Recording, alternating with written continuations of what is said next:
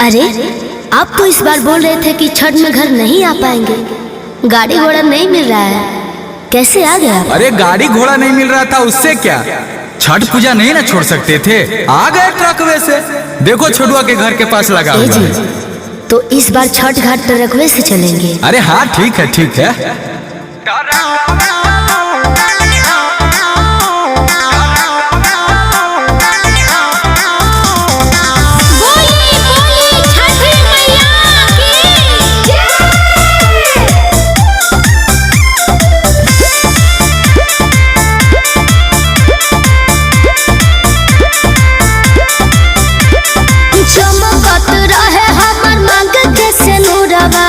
हंसी खुशी रहे परिवार, मंगतानी तने मंगनमा चमकत रहे हमर मांग के सेनुरवा।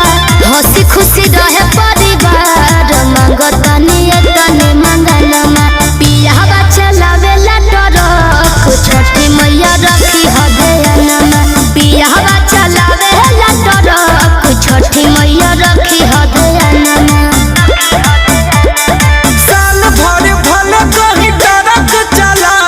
छठिया में आइब हम जरूर, करे खातिर तोहरे पूजनवा।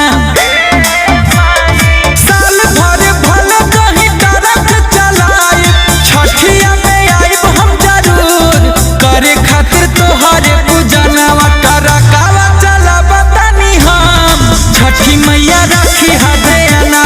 ट्रकवा चलाब तनी हम, छठी मैया रखी हदयनवा।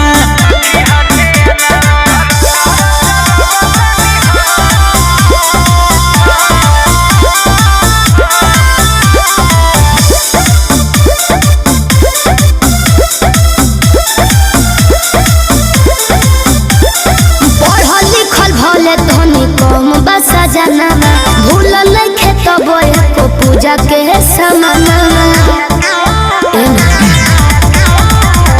रात दिन जिंदगी मोर कटेला रोड पर, हमारा ले रही मैया खड़ा हर मोड़ पर।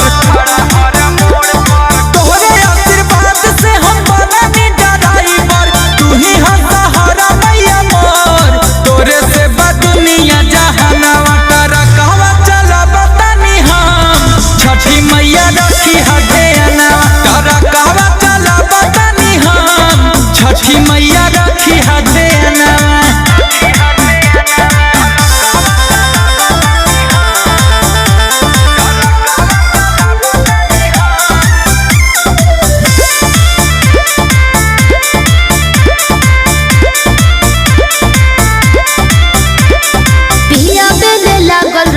हरदम फिक्रिया हरी हो बोलैया दी हो कंचन शरीरिया। हे मां रक्षा करिया। लागल बानी सेवा में जितना बज्ञान हो, भूल चूक माफ करिहा बानी हम नादान हो। अमन लबेला गुंजना के छठी घटिया, हाथ जोड़ी करे ले पुकार, छठी मैया फेरी दनायनमा। पियावा चलावेला ट्रक, छठी मैया